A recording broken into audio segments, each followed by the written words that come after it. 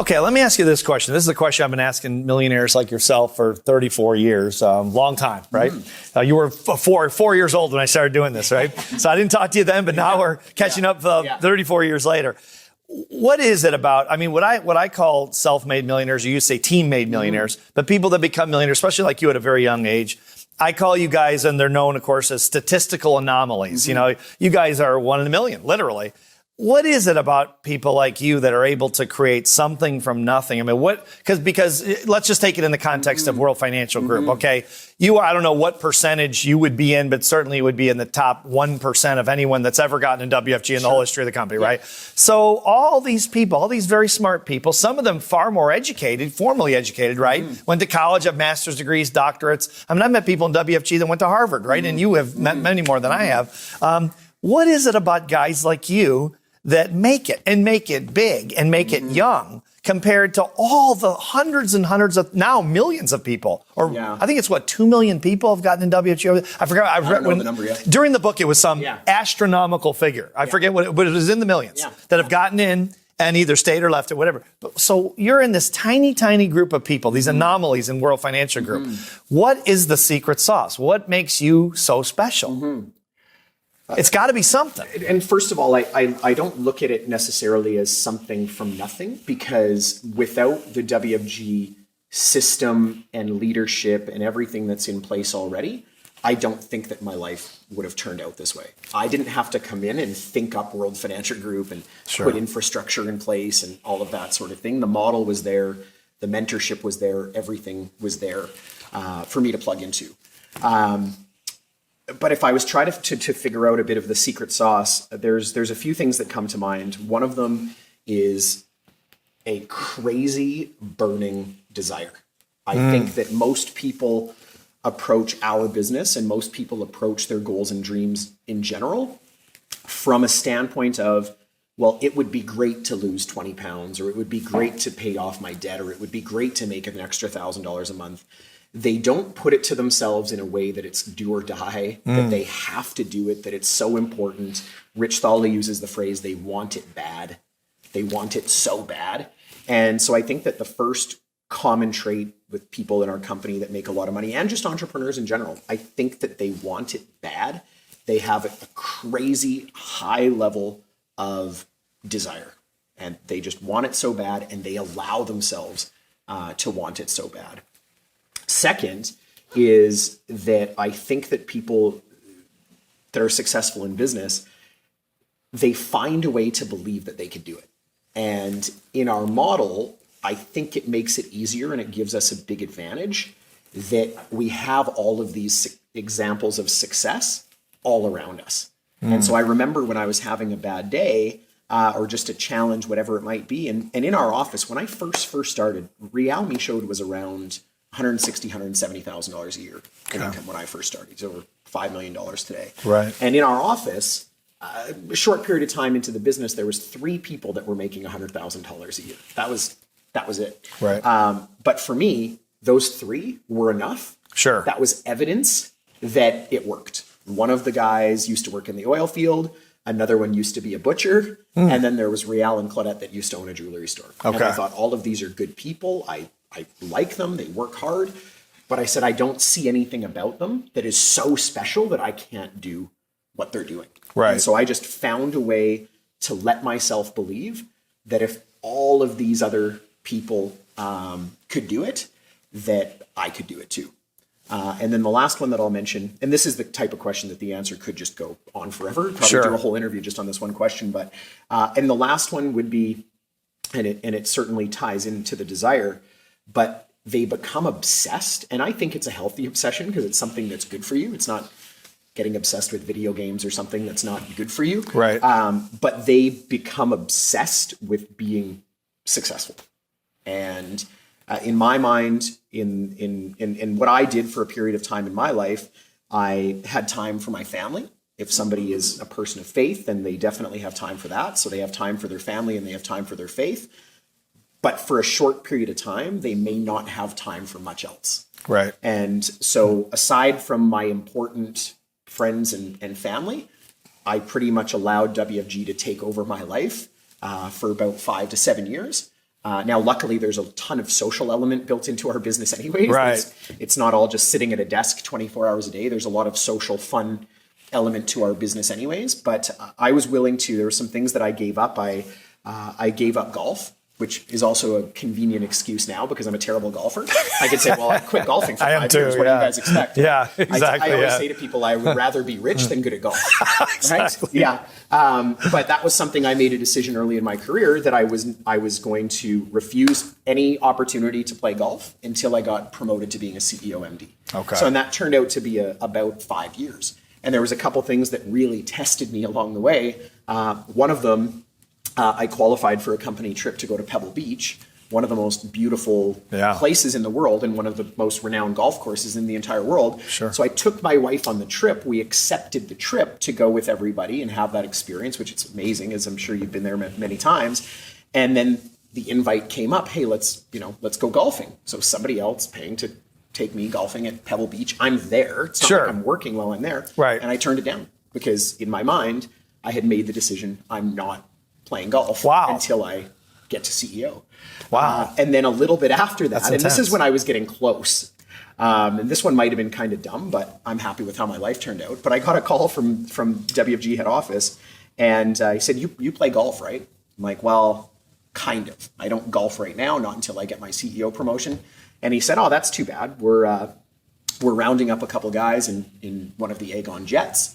And so we're going to hop on a private jet. We're going to go play this ridiculous golf course. Right. And we're going to go to some hospitality suite at the Ryder Cup. Right. But if you don't golf, I guess. Can't go. And so I also turned that down. Oh, man, you are disappointed. Because I was no wonder you're rich. Yeah. Well, and then the interesting thing is a couple of years. So I get to CEO. And I don't know, maybe 6 months later, a year later, something like that. So I don't recall if I played 1 or 2 rounds of golf in between because there's not that much golf season in Canada. Yeah. And then I get a call and get invited to go and play golf at Augusta National. Wow. And so I go from turning down all of this golf related stuff over my, that 5 years. Yeah. And then I get called to hey, do you want to come and play golf at Augusta National? Like, of course I do, absolutely. And then I think, I better go take some lessons because I haven't played golf in 5 years, right? So I forget if I maybe played 1 or 2 in between, or Augusta might have been my first round. Oh, wow, It was, From the public course to Augusta, right? Yeah, exactly. Yeah. So I think, and at the time, turning down Pebble Beach when we're staying at a hotel overlooking the golf course, turning down this experience, private jet, going to the Ryder Cup, all of this sort of stuff. Wow, And I think I would make those same decisions all day, every day, all over again, exactly the same way, because it led me to an incredible life. Wow. Yeah. So you kind of become the really successful people in anything, especially this business, they allow themselves to develop a healthy obsession over it. So WFG was not something that I approached. Something non-entrepreneurs figure out is being an entrepreneur is not a 9-to-5 thing. But that being said, you think of salespeople that make a couple $100,000 a year doing anything. You think of a doctor or a surgeon that makes $500,000 or $1 million a year. You think of an owner of any kind of company, a construction company or whatever, maybe they make $1 million a year. They also don't work 9 to 5. Right. Right. It's not just us, but people in general, in my mind, that make a lot of money, they don't do it Monday to Friday, 9 to 5. The great news in our business is that if you're willing to work those extra hours for a period of time, for me, it was about 6 or 7 years, then you get to the point where you can work less. Right. You've got a team built and you've got a passive residual income where I think in a lot of businesses, you don't really get to slow down. Sure. If you want to keep maintaining that type of income. Sure. Let me go back to the first point you made out of the 3, Greg, if we can. You said you need a burning desire to succeed. Mm-hmm. So for you, what was that burning desire? What were you so burning to get or to have or to beat it or to do? Yeah. So the biggest thing, and I suggest to everybody that they should have at all times in the business, they should have a goal that's on their mind that they're really excited about. And of course, that's going to change over time. And you hit your goals and you keep moving on to the next one. And so you should have your next goal in mind, but you should also have the next few in mind after that so you know where you're going. Sure. But for me at the beginning, I just wanted to make enough money so that I wasn't going to be broke. That was the first thing. So I wanted to make an extra $1,000 a month. Maybe in hindsight, maybe I should have got obsessed with making $2,000 a month. Maybe I would have made 24,000 in my first year instead of 12, but nonetheless. Sure. So that was my first kind of obsession, was if I make $1,000 a month, then I'm not going to be broke. And then my second obsession became, and the next one, which tied pretty close together, I didn't want to run a juice and smoothie business every day. So then I associated that if I made somewhere around $2,500 or $3,000 a month, that would allow me to be able to step away from that. Sure. And so those are the things that I kind of became obsessed with at the beginning. And I was just completely convinced that my life would be better if I had a little bit of extra money, because then I wouldn't be totally paycheck to paycheck. I wouldn't be taking money from one credit card to pay off a bill on another credit card. Right. And then if my old life running the smoothie shop, I had to wake up at about 5:30 in the morning to get to our store at 6:30. And then depending on the day, I would be there somewhere between 10 and 14 hours.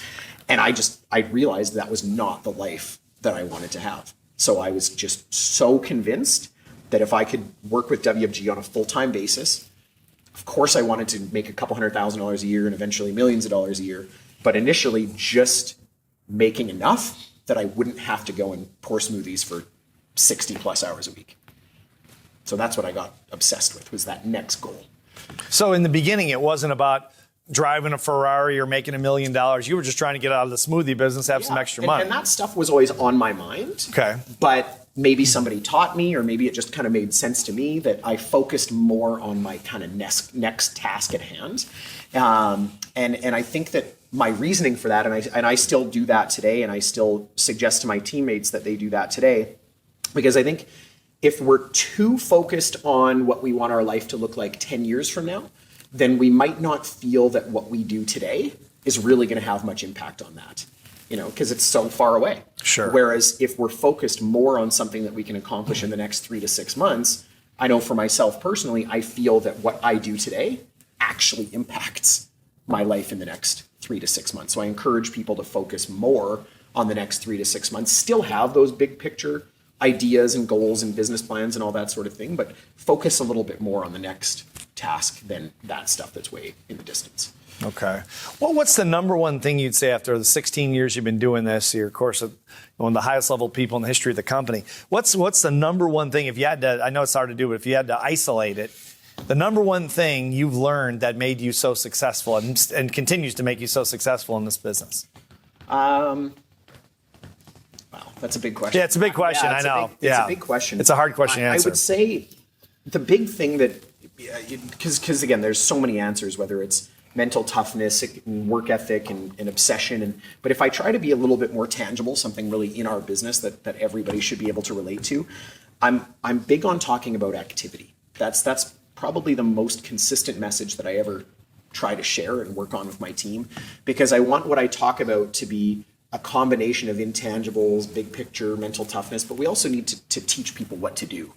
And aside from teaching them those specific words of how to invite somebody to come to a presentation or to sit down or to come and sit down, aside from the specific how-to, the words to do it, I'm always talking about how many people did you get in front of last week? WFG is a contact sport. If you talk to enough people and you get in front of enough people, our products and services are world-class. We deliver them in an amazing way. I mean, the track record of success in the company, over 60,000 agents and a payroll that's getting close to $1 billion. I mean, the track record speaks for itself. So if we get in front of people, we will see results. So, and one of the things that Rial taught me is if you get in front of 6 to 8 people on a weekly basis, basically, I don't remember his words that he used, but something along the lines of it's impossible to not make money in this business. And so I would come into each week with a focus, kind of an obsession, I guess, with how many appointments I was going to have and how many guests I was going to have to the presentation. And then that became my daily focus. When I woke up in the morning, how many appointments do I have this week? How many appointments do I have next week? When I was in between appointments, how many appointments do I have this week? How many appointments do I have next week? And these are appointments to sell product or these are appointments, show people the business opportunity or both? Okay. Yeah, both. So, okay. So whether it's an initial appointment just to show somebody what WFG is all about from a product standpoint, from an opportunity standpoint, or that further meeting where we're actually showing them some financial solutions for them or talking to them about getting started, either or, any of those things. But just how much time was I spending each week, kneecap to kneecap, doing something that was the important activity that could actually move my business forward. So I talk to my part-time people, pick a number. If it's 1 appointment a week, that's fine. You'd get in front of 4 people a month. You'll probably have maybe 1 new client and 1 new associate if you get in front of 4, if you actually sit down with 4 people a month. If you're full-time, 6 or 8 or 10, or eventually to the bigger leaders, they're typically getting in front of 20 to 25 people on a weekly basis. And so I became obsessed with that number because I realized that running those numbers, getting in front of that many people, would lead to the specific results that I was looking for in terms of clients helped, production developed, new associates, and everything would fall into place from there. Okay, here are my last 2 questions for you. Okay. For one, you've been doing this again, a long time, so much success, and congratulations on it, especially at such a young age. Very few people, and anywhere in the world make the kind of money you're making. And so congratulations. Thank you. In terms of your advice for the brand new person starting out, they're they're big-eyed, they see all these things and all these people jumping up and down at meetings and they're all excited. So looking back 16 years, now you're one of the top people in the company. What advice would you give that brand new person who's kind of starstruck? They don't know what they've gotten themselves into. Sure. I would say the first thing that comes to mind right off the bat is, for somebody brand new, commit to giving this business, let's say, a 3 to 6 month window where you actually do it. You go to the training, you get your license, you learn how to talk to people, you do some appointments. The reality is there is not a business in the world where everybody is successful. So not everybody's going to be successful in our business, unfortunately. But give it an actual 3 to 6 months of actually doing it, and give yourself that opportunity to fall in love with it and see what it's actually like to do it. I think that too many people, they maybe do 1 or 2 appointments and maybe they go well, maybe they don't go well, or maybe they're listening to somebody from a completely different industry that probably doesn't even own a business, and somebody else is telling them, "Oh, I don't think that thing's going to work for you." Yeah. I know somebody that 5 years ago didn't make money there, so you're not gonna make money. Yeah. So my advice is actually do it. Figure out for yourself if this is something that you want to do, as opposed to listening to the opinions of others. That would be my advice in that. Okay, and this is my last question for you. Now let's look at this person. I know you dealt with this a lot, and believe it or not, even as an outsider, I've dealt with it at book signings where people come up and go, "Look, I've been doing this for, I don't want you to say anything to anyone. I know you know all these guys, but, I've been doing this for 3 years, and I made, $2,000 since I've got in, and my wife's killing me on this thing. She's mad at me, or he's mad at me, or, you've heard this a million times. I've heard it a bunch of times too. Yeah. I never know what to say because I'm not in your business, but what do you say to that person who's waking up in the mirror going, can I do this? I've been doing this 3 years. I'm not making the money. It's not happening for me. Maybe guys like Greg and Paxton Fritch and, Rial Michaud and Raja Dali. Well, maybe these guys, there's got to be something they have I don't have. Yeah. I'm getting beat up by all my friends. Why should I continue? What would you say to that person? Because there's probably a lot of them out there. The first thing is that usually, in most cases, if somebody's not earning enough income to support themselves, then they shouldn't be doing this full time. So if they need to be doing something, a part-time job or a full-time job, while they're getting their business going. So that's the first thing. So hopefully it's not at that point where they're full-time and they're not making enough, because that's not what our model is meant for. But to attempt to answer that, I would suggest that they look for examples of people around them, that, because in life in general, you'll find what you're looking for. So if they look for some examples of people that were maybe around in the business for a few years, that it took them a little while to get going, then that will increase their belief. Because not everybody in getting their WFG business going, it's not a straight line up. They don't double and triple their income every single What business year. is, though, when you start a business? Exactly. They're all pretty tough. If they've been around for a few years and it's just not happening for them, right? Then maybe they can draw some inspiration from some other people around them that didn't make a lot of money up front. And if I go back to it happens to be chapter 1 of your 177 Mental Toughness Secrets book about delusion, that usually those are the same people that are extremely delusional about the activity that they're putting into their business. So they need to be really honest with themselves. If somebody says, I so badly want to make an extra $1,000 or $2,000 a month part-time. Okay, great. How many appointments did you do last week? Well, I had 1 and it canceled. What about the week before? I had 0. What about the week before? I had 1. Well, how many people did you talk to yesterday? None. What about the day before? How many people did you talk to? None.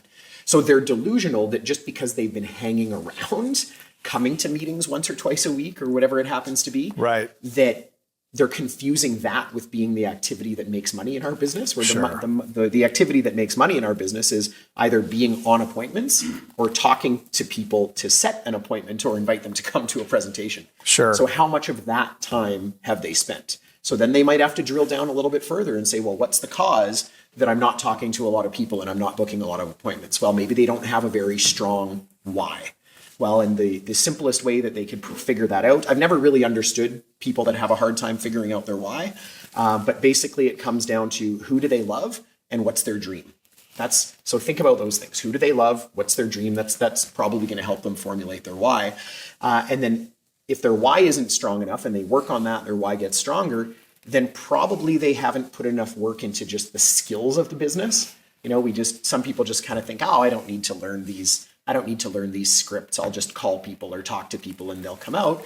Unfortunately, for most people, for some people that can work, but for most people it doesn't work. So they might need to go back to the drawing board a little bit and acknowledge, hey, even though I've been in the business for 2 or 3 years, I'm not getting the results that I want. Part of the reason is I'm not talking to enough people. The other part of it is the people that I am talking to, I'm not effective enough. So I need to become more of a student of the business and sharpen up on my skills of inviting and booking appointments and answering questions and all of those types of things. Okay, I lied. One more question. Okay. Closing question. This is the big one. Sure. Okay, so I don't know if you know this, but eventually all these interviews I've been doing, with so many leaders, and we're going to continue the interviews. They're going to go into the WFG. I'm going to donate them eventually to the WFG archives. Okay. So down the road, people can watch this. So looking into your crystal ball. Yeah. 5 years down the road, you have 16 years of tremendous success. You're one of the top people, as we said, in the company. 5 years down the road, where do you see yourself personally 5 years down the road? Tell me what that looks like. What does the vision look like for you personally? Yeah. Well, I know you think a lot about your team, but I mean, just in this case, just for you. Yeah. I mean, for me, I picture freedom at a higher level, that I feel like my wife and I and our kids are pretty free already, that I don't think we would really have to work anymore. And based on the savings that we have and the team that we have, our lifestyle would probably continue to be just fine indefinitely. But I picture a greater lifestyle even for my family. We live in a nice home. I have one really awesome car that I like, but I'd like to have a collection of really awesome cars. Sure. Why wouldn't I want? Why not, right? Why not, right? Yeah. Why wouldn't I want to have a 10 or 15,000 square foot mansion with a 6-car garage overlooking the river? And if I have the skill to do it, why wouldn't I want to make $3 or $4 or $5 million a year? Even if I don't personally need the money, if I have the ability to earn it, then I think it would be selfish not to, because there's a lot of amazing causes in the world that could use that money if I have the ability to go and earn it. So I would say that the ultimate goal, income-wise anyways, is still, this is something I've thought about for many years and talked about, but is still getting to $5 million a year in income. That sounds like a really fun number and fun lifestyle for me. And I can see our team, we're approximately doubling every 2.5 to 3 years right now. Wow, so it's impressive. In the next 5 years, might be a tiny bit of a stretch, but we could double the size of our team twice. So from about 800 licensed agents right now to 1,600 to say around 3,000 in the next 5 years. And I think about what that represents in terms of how many clients we're helping and protecting.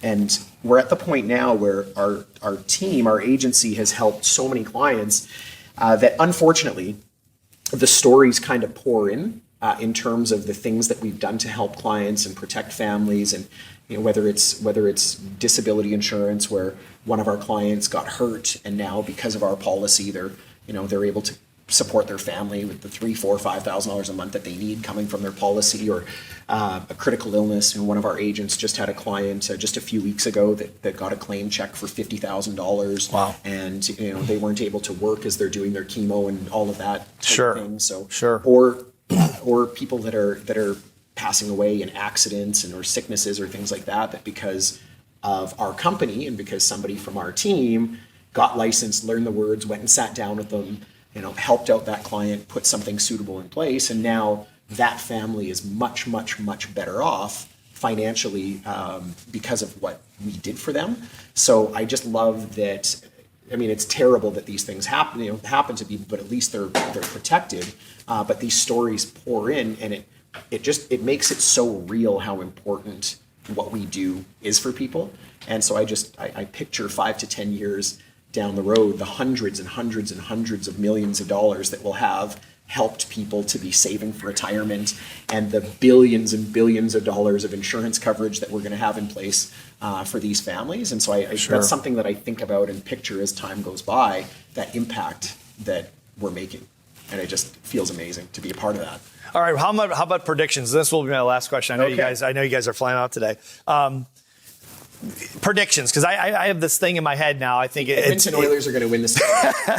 I have a feeling it's going to be in 5 years. We're going to be sitting in Hawaii with the Hawaii trip, right? Yeah. And Paxton will be there, and probably Rial and all the Canadian leaders, right? And all the new Canadian leaders will come on, right? Yeah. So, and do you have any? Because we're going to be watching this. I'll bring this. We'll sit down in Hawaii 5 years from now. We'll watch it. So predictions now, looking 5 years ahead for anyone on your. Now we talked about you personally, but on your team, any predictions about successes? I don't want you to name names because you can do that forever. Yeah, I know. No, I'm not asking that because you got to name everybody then.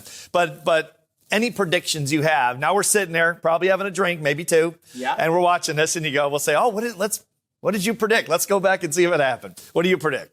What do I predict? For your team. For our team. As you see it, yeah. Well, I feel that we have the system at WFG. We have some systems within our team. We have unbelievable leaders that are in place that have left incredible careers to plant their flag with WFG and build a business here and make life better for their own families. And so I look at the leadership that we have in place, and I really do think that with everything we have in place right now, that we can double our team twice in the next 5 years. Wow. And that's big. It's huge. And I might even be selling us short a little bit just because our leadership is just that incredible and high quality of people. All right, let me get you specific without names, if you don't mind. If you don't want to answer, don't answer. But I just want, so we're going to be sitting there. So I wish I would have asked some more specific questions. Yeah. How many people you have on your team in 5 years total that are making at least 100,000 Canadian a year? Okay. How many? Can you ever think about that? Yeah, absolutely. And so I find that the way that our team runs our business from a production standpoint, from a recruitment standpoint,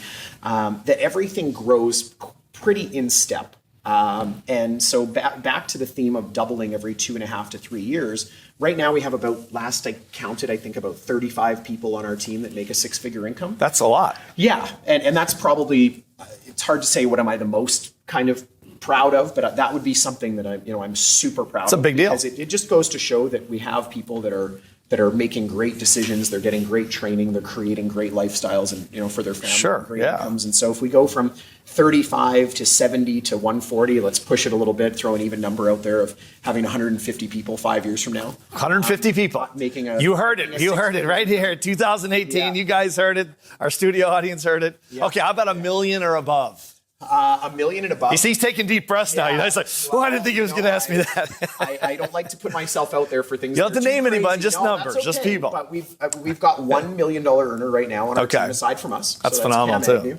Cam, sure, yeah. Cameron and Irene. Great guy. Yeah, amazing. And then Paxton and Jill Fritch are around 900,000. Great people too. So they're approaching $1 million. That's awesome. And so I'll say that we have 3. So to double that and double that again, boy, that might be a little bit ambitious. But I really it's going on tape in the archives, Craig. We're putting you on the spot here, man. I really think that we could have 6 or 7 in the next 5 years. 6 or 7 people on our team that are making $1 million a year. That's incredible when you think about it.